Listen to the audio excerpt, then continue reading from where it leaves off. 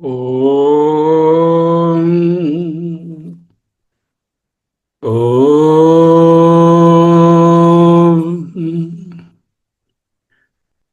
ఓం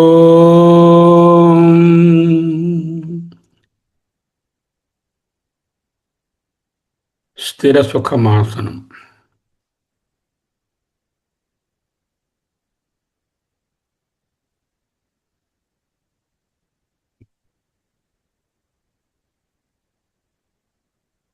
అహమస్మి అహమస్మి అహమస్మి.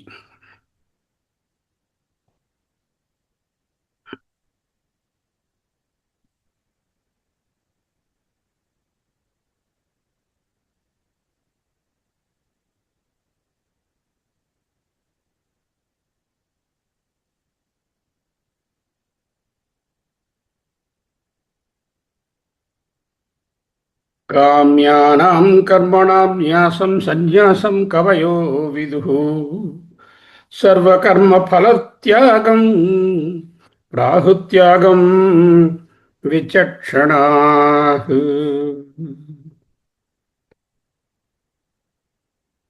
రెండు పదములను విశ్లేషించమని అర్జునుడు గారు పరమాత్మను అడిగారు. సన్యాసమనగా దాని తాత్పర్యమేమి, త్యాగమనగా దాని లోతైన అర్థమేమి? మరి 17 అధ్యాయాల్లో చాలాసార్లు చెప్పారు. అయినా కూడా ఆయన పట్టుకోలేదా? అర్జునుడు అంతటి వానికి తెలియకుండా ఉంటుందా? ఎవరి కోసం మళ్ళీ అడిగారు? ఇది మళ్ళీ ఉపసంహారము కనుక ఆ ప్రశ్న అర్జునుడు వేస్తున్నట్టుగాను మన కోసం అని తెలియజేస్తున్నారు. రెండు పదాలు కూడా స ని అస్. అస్ అంటే విడిచిపెట్టడం, పూర్తిగా విడిచిపెట్టడం. సన్యాసం సంస్కృతంలో వ్యుత్పత్తి డెరివేషన్ చక్కగా పూర్తిగా విడిచిపెట్టడం. త్యజ్ అనేటటువంటి ధాతువు అది విడిచిపెట్టడమే త్యాగం. దాని నుంచి వచ్చినటువంటిది త్యాగం, త్యజ్. అయితే ఈ రెండు పదాల తాలూకు అర్థం ఒక్కటే. భగవత్పాదులు అదే అన్నారు. సన్యాసం అన్నా రెనౌన్సియేషనే, త్యాగం అన్నా రెనౌన్సియేషనే. Renunciation of action is renunciation of fruit only. If you had renounced the action, then you are not interested in the fruit. If you want to renounce the fruit, then you have to renounce the attachment to the action. That's also same. అదే ఆయన చెప్పి ఉన్నారు భాష్యంలో. సన్యాసము త్యాగము రెండు వేరువేరు పదములు కావు. ఇవి రెండు మనం అనుకుంటున్నట్టుగా కొండా వస్త్రము లాంటివి వేరువేరువి కావయ్యా, రెండు ఒక్కటే అంటూ చెప్పారు. ఈ విషయాన్ని కొంచెం లోతుగా చూడవలసి ఉంది. ప్రశ్న ఏమిటి? సన్యాసస్తు మహాబాహో తత్వమిచ్ఛామి వేదితుం త్యాగశ్చ సహృషికేశ పృథక్కేసి నిషూదన.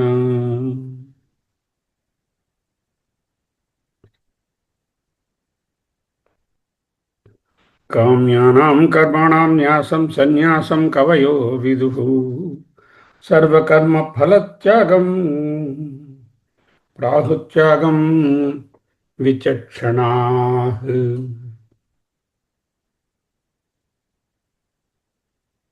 ఇప్పుడు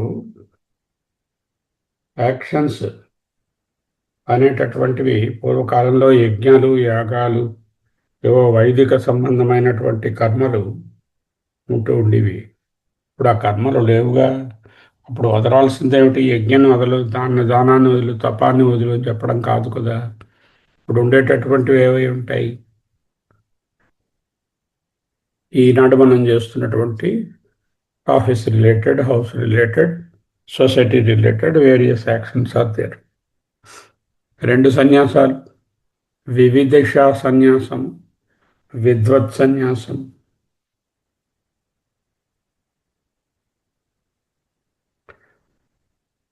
సన్యాసము అని చెప్పిన, ఫలత్యాగము అని చెప్పిన ఒకటే అర్థం.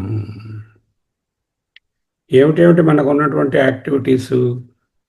ప్రాణధారణ కర్మలు. శరీరయాత్ర నడపడానికి, లోక సంగ్రహం కోసం చేసేటటువంటి కర్మలు మినిమలిస్టిక్ కర్మలు. అంటే గాలి పీల్చడం, ఆహారం తినడం, బట్టలు వేసుకోవడం, స్నానం చేయడం, ఎవరైనా మనకి మంచి మాట అడిగితే మనకి తెలిసింది చెప్పడం, ఇన్వాల్వ్ అయిపోకుండా వాళ్ళకు ఒక ప్రబోధం, ప్రవచనం చేయడం, చదువుకోవడం. ఇవి ప్రాణధారణ కర్మలు ప్లస్ లోక సంగ్రహ కర్మలు అంటారు. వీటిని త్యజించే అవసరమూ లేదు, సాధ్యమూ కాదు. వీటిలో త్యాగం అనేటటువంటి అంశం రానే రాదు.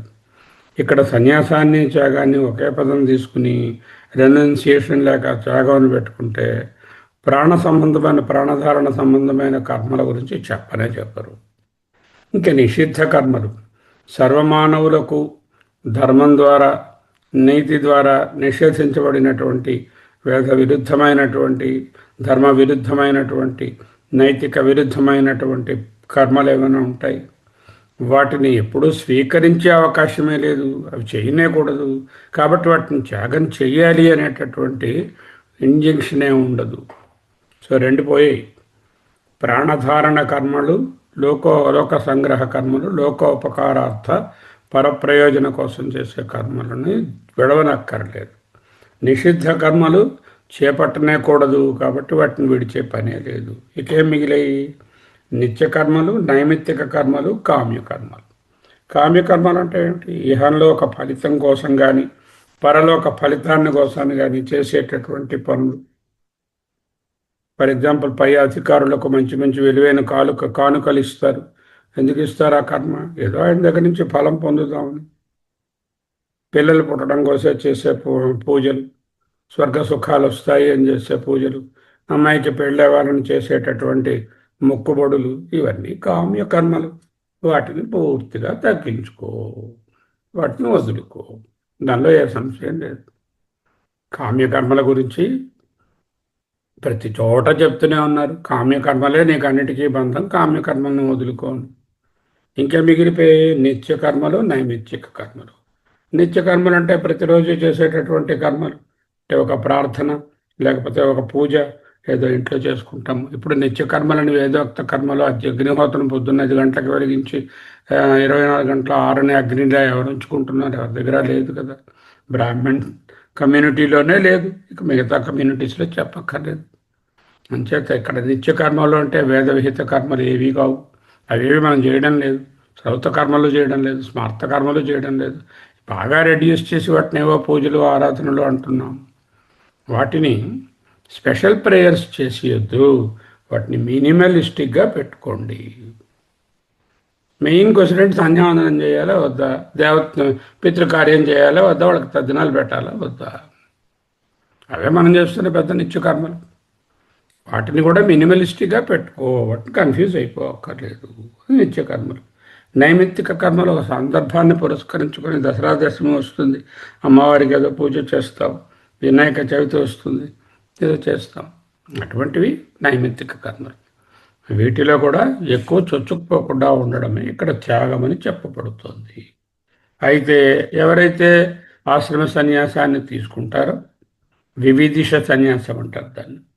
వివిధిష సన్యాసము రెండుగా ఉంది. సన్యాసం ఆశ్రమ సన్యాసము, లేక గౌణ సన్యాసము, లేక వివిధిష సన్యాసము. అంటే వస్త్రాలు వేసుకోవాలి, కాషాయ వస్త్రాలు, దానికి సంబంధించిన రూల్స్ ఉంటాయి, దానికి కొంత రిచువల్ ఉంటుంది. అవన్నీ ఫాలో అయ్యి త్యజించిన వాళ్ళు, వాళ్ళకి ఎలాగో నిత్యకర్మలు, నిత్యాగ్నిహోత్రం వాళ్ళకు ఉండదు, నిత్యకర్మలు ఉండవు, నిమిత్తిక కర్మలు కూడా ఉండవు. దాంట్లో సందేహం ఏం లేదు. ఇంకా ముఖ్య సన్యాసం అంటారు ఇంకో దాన్ని. ముఖ్య సన్యాసము లేక యథార్థ సన్యాసము. అర్థ సన్యాసము అంటే దీని పేరు. విద్వత్ సన్యాసము లేక పారమార్థిక సన్యాసం అంటే ఒకటే పేరు. అంటే ఇక్కడ సన్యాసం అనేటటువంటిది పరమార్థం కోసం ఇంట్లో ఉంటూనే గృహస్థాశ్రమాన్ని దాటి, వానప్రస్థాన్ని దాటి సన్యాసంలో ఆంతర సన్యాసంగా, యథార్థ సన్యాసంగా, విద్వత్ సన్యాసంగా, పారమార్థిక సన్యాసంగా స్వీకరించడం. ఇప్పుడు శృతి యొక్క తాత్పర్యము అందరికీ కూడా ఆశ్రమ సన్యాసాన్ని విధించడం తాత్పర్యం అవుతే, అప్పుడు సన్యాసము అనేటటువంటిది ఎంతమందికి వీలవుతుంది? ఆశ్రమ సన్యాసము, ఇల్లు వదిలి వెళ్ళేది చాలా తక్కువ మందికి అవుతుంది. ఇక మిగతా వాళ్ళందరూ ఇళ్లలో ఉండే వాళ్ళ తాలూకా పరమార్థాన్ని సాధించుకోవాలి. లేకపోతే ఆశ్రమ సన్యాసం తీసుకున్న వాళ్ళకే మోక్షం వస్తుంది అని చెప్పవలసిన అవసరం వస్తుంది. అలా చేయడానికి వీలుండదు. మోక్షం సర్వజనులకు అందుబాటులో ఉండేటటువంటి వస్తువు. ఎందుకంటే మోక్షం అంటే వేరేదో కాదు, పరమాత్మ తెలుసుకోవడమే. ఆ తెలుసుకోవడానికి నువ్వు ఇక్కడ ఉంటూ కూడా చేయవచ్చు. దానినే ముఖ్య సన్యాసము, యథార్థ సన్యాసము, విద్వత్ సన్యాసము, పారమార్థిక సన్యాసము. దీనికి వేదాంతంలో ఉపమానం ఏం చెప్తారంటే, చెట్టు మీద ఒక పండు ఉంది, ఒక కాయ ఉంది. ఆ కాయ పండైంది, బాగా పండిపోయింది. అది రాలిపోవడానికి కిందకి వేరే ప్రయత్నం చేయాలా? అదే రాలిపోతుంది. అదే పారమార్థిక సన్యాసం. If you mature yourself from the దేహభావ ఇంటు ద ఆత్మభావ, then all the karmas will drop on themselves. You don't have to renounce anything. You will be renouncing automatically. That is what is the understanding of Paramarthika Sannyasa. దీనినే ఆత్మరతి, ఆత్మసంతుష్టి, ఆత్మతృప్తి అనే లక్షణాలు ముందు చెప్పబడ్డాయి. 17వ శ్లోకంలో 3వ అధ్యాయంలో చెప్పారు. ఆత్మరతి, ఆత్మతృప్తి, ఆత్మసంతుష్టి వాని ఎందు ఉంటే పండు పండి రాలిపోయినట్టుగా ఈ కర్మలు వేరే ప్రయత్నపూర్వకంగా రాలక్కరలేదు. అవి అప్రయత్నంగానే జారిపోతాయి. చేత ఇప్పుడు వదలాలి అని దాన్ని దేన్ని వదలాలి? ప్రాణధారణాది కర్మలను వదిలే పని లేదు. లోక సంగ్రహం కోసం చేసిన పనులు ఒక వ్యక్తి జ్ఞాని అయి జీవించి ఉన్నంతకాలం అది ఆయన యొక్క కాండక్ట్లో ఉండే తీరుతుంది. నిషిద్ధ కర్మల గురించి ప్రసక్తే లేదు. నిత్య నైమిత్తిక కర్మల గురించే ఇప్పుడు అడుగుతున్నాము. కామ్య కర్మలను ఎంత జీరో చేస్తే అంత మంచిది. ఎందుకు? కోరికలే మనకు మోక్షానికి బంధహేతువులని తెలుస్తున్నాయి. కామ్య కర్మలను తగ్గించుకోవడం పూర్తిగా ఎసెన్షియల్. పూర్తిగా వదులుకోవడం. సంకల్ప ప్రభవాన్ కామాన్ సర్వాన్ త్యక్త్వా అశేషత మనసైవ ఇంద్రియాగ్రామం వినియమ్య సమంతత. ఎన్నోసార్లు కామ్యకర్మలు వద్దని ముందే చెప్పారు. ఇక నిత్యకర్మలు, నైమిత్తిక కర్మలు అనే వాటి గురించే కదా ప్రశ్న. ఇది సన్యాసాశ్రమం తీసుకున్న వాళ్లకు ఇవి వాళ్ళు ఒక శాస్త్రపూర్వకంగా ఒక విధిని, ఒక రిచువల్ చేసి వాటిని ఛేదిస్తారు. యథార్థ సన్యాసము లేక ముఖ్య సన్యాసము లేక విద్వత్ సన్యాసము లేక పారమార్థిక సన్యాసంలో వచ్చినటువంటి వ్యక్తి ఆంతరంగా ఆత్మరతి, ఆత్మసంతృప్తి, ఆత్మసంతుష్టి పొందుతారు. కాబట్టి అక్కడ పండు పండి రాలిపోయి పడిపోయినట్టు దానికి తానుగానే జారిపోతుంది. అక్కడ ప్రయత్నపూర్వకంగా త్యాగము చెయ్యని ఎవరు చెప్పక్కర్లేదు. ఇది పెద్దవాళ్ళ యొక్క అండర్స్టాండింగ్ సన్యాసం. సర్వకర్మాణి మనసా సన్యాసాస్తే సుఖం వసి 5:13లోను. 9వ అధ్యాయంలో సన్యాసయోగ యుక్తాత్మ విముక్తో మాం ఉపైష్యసి సర్వకర్మ ఫలత్యాగం తతఃకురి యథాత్మవాన్ అంటూ 12వ అధ్యాయంలో చెప్పబడింది. ఈ విధంగా చాలాసార్లు ఈ సన్యాసం గురించి, ఈ త్యాగం గురించి ప్రసక్తి వచ్చింది.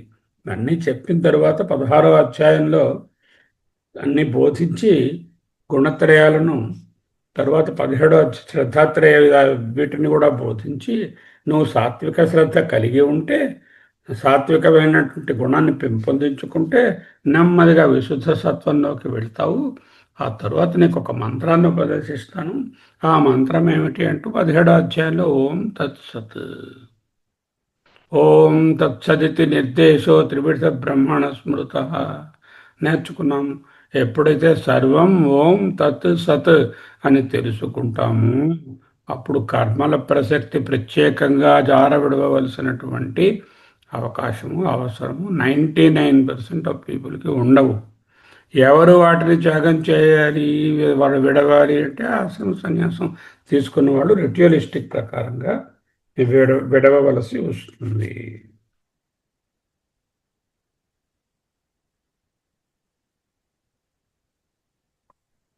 సమస్త వేదసారాలను పిండి 17 అధ్యాయాలను తయారు చేసి గుణత్రయ సమన్వయాన్ని చెప్పి శ్రద్ధాత్రయ సమన్వయాన్ని బోధించి ఇప్పుడు మోక్ష సన్యాస యోగము అన్నారు దీన్ని.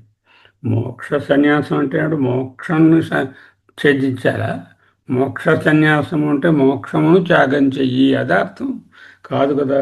దీనికి 6 రకాల వివరణలు చెప్తున్నారు. మోక్ష సన్యాసము గానేమి, మోక్షమే సన్యాసము, జ్ఞానాదేవత కైవల్యం, ఆత్మస్థితిలో ఉండడమే త్యజించడం అని ఒక అర్థం. ఎప్పుడైతే ఆత్మస్థితిలో ఉన్నారో అప్పుడు వేరే త్యజించాలని చెప్పక్కర్లేదు. ఇప్పుడు ఒక ఆఫీసర్ ఉంటారు, ఆయన ఏదో lower grade officer, class 1 officer నుంచి హైయెస్ట్ ఆఫీసర్కి ప్రమోట్ అయ్యారు. ప్రమోట్ అయిన తర్వాత ఆయన లోయెస్ట్ గ్రేడ్లో తను చేస్తున్నటువంటి పనులను తాను చెప్పకుండానే త్యజించేస్తాడు. ఎందుకు? ఆయన గ్రాడ్యుయేట్ అయ్యాడు, ప్రమోట్ అయ్యాడు, మీదకి వెళ్ళాడు.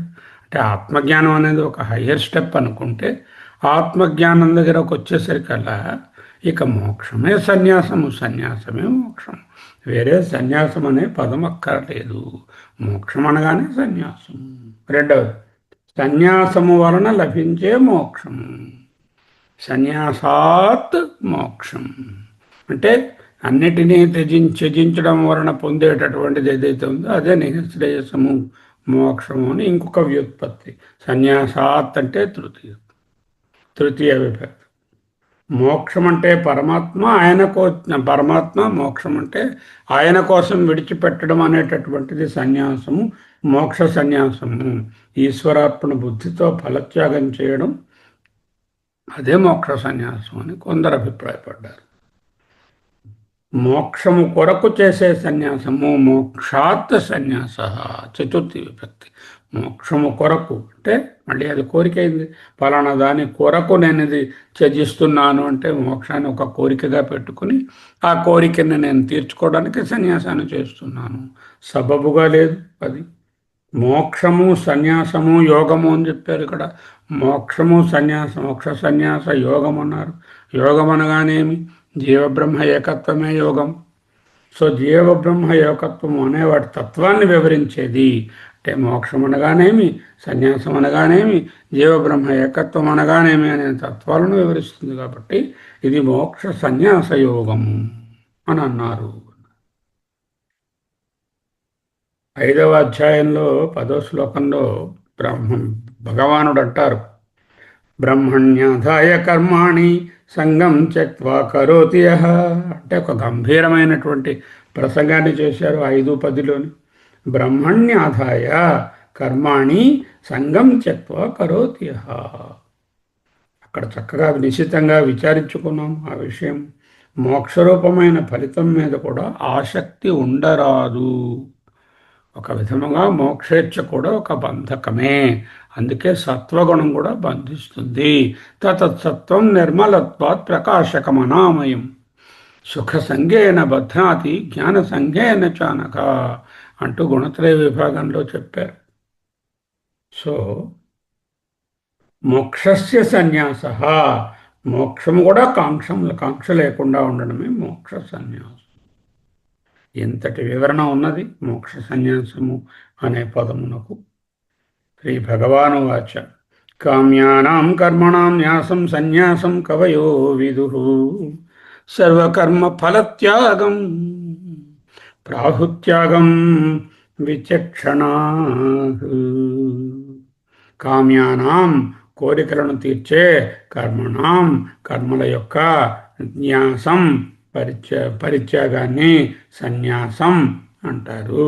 నీ అస్ అంటే విడచుట, సన్యాసం సమ్యక్ న్యాసం, దాన్నే సమ్యక్ న్యాసం. న్యాసం అంటే వదలడం. ఒక ఆయన కాఫీ తాగడం మానేశారు, అది న్యాసం, విడిచిపెట్టారు. సన్యాసం అంటే కూడా విడిచిపెట్టడమే.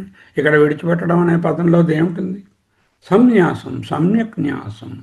కవయ కొందరు పండితులు, విదుహు భావిస్తున్నారు, కేచిద్ అన్నారు భాష్యంలో.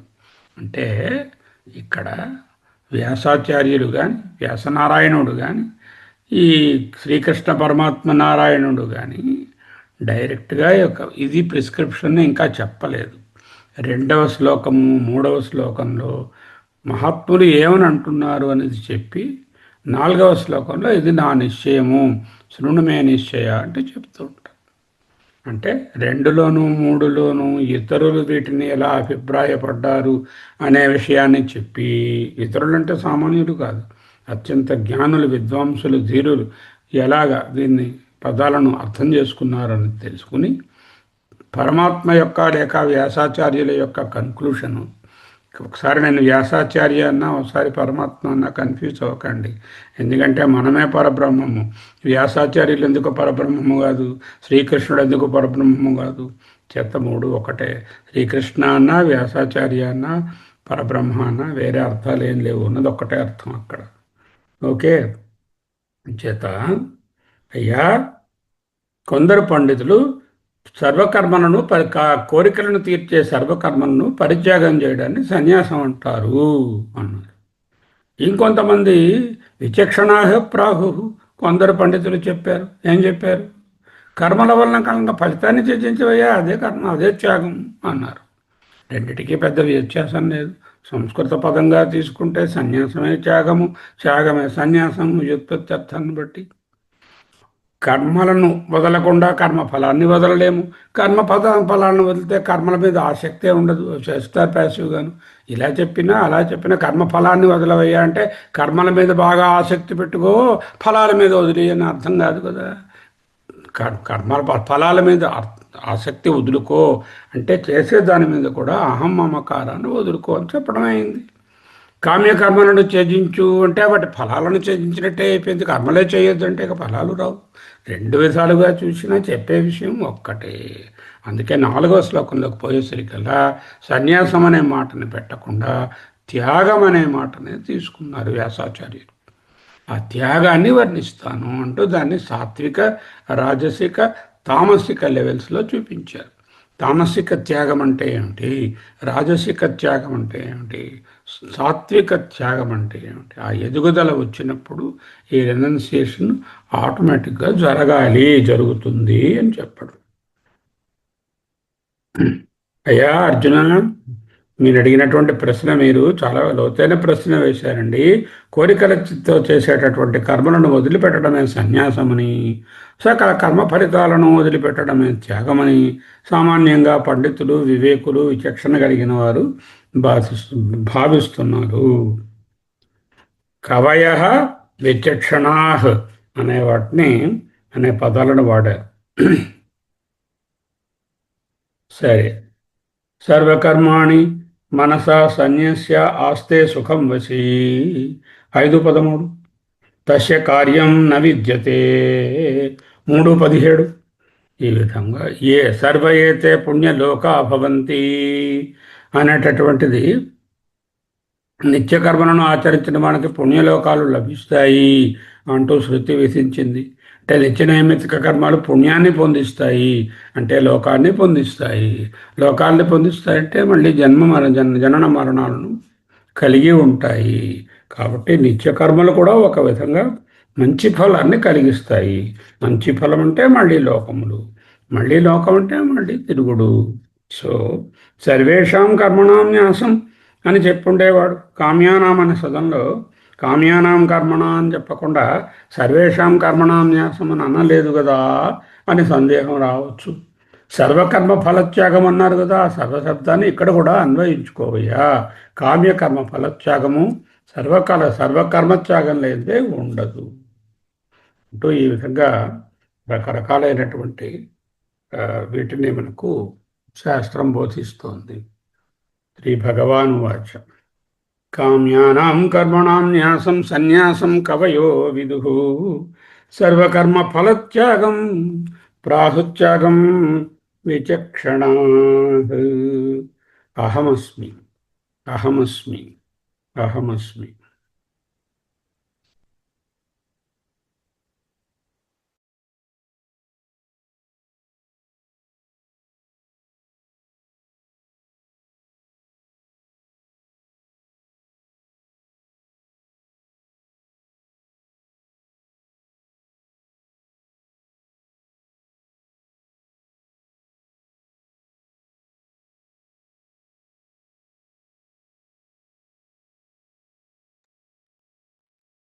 విద్యాప్రకాశానందగిరి గారు వ్యాఖ్యలు అంటున్నారు.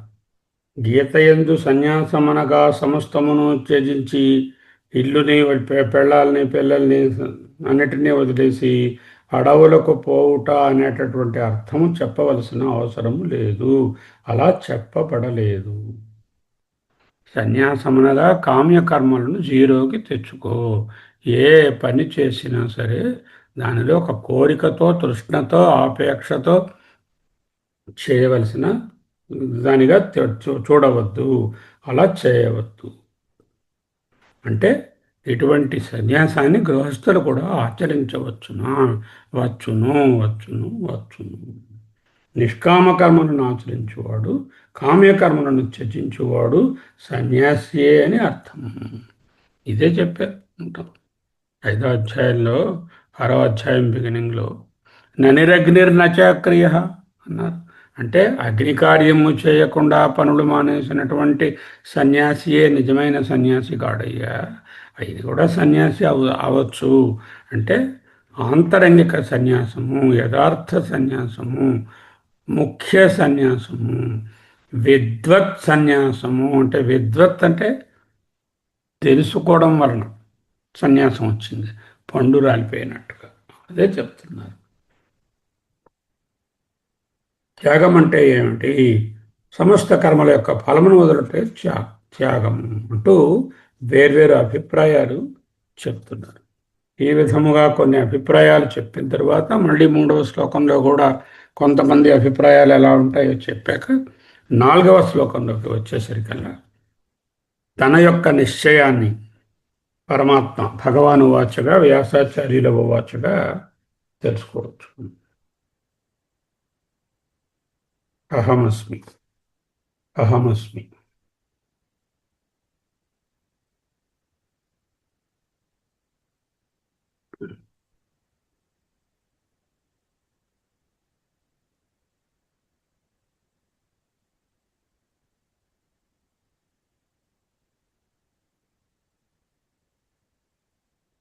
కవయ విచక్షణా.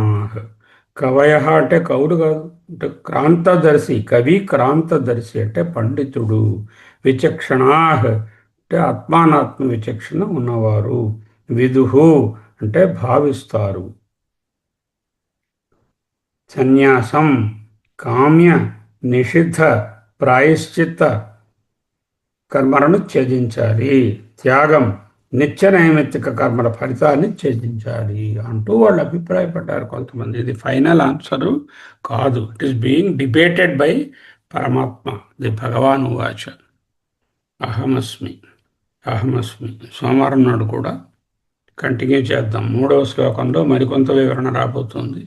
ఇది అయిన తరువాత 4వ శ్లోకంలో త్యాగం అనగానేమి, సన్యాసమే త్యాగము. త్యాగానికి ఏమిటి లక్షణాలు, 3 రకాలు, అవన్నీ 4వ శ్లోకం నుంచి వస్తాయి. అహమస్మి, అహమస్మి, అహమస్మి, అహమస్మి.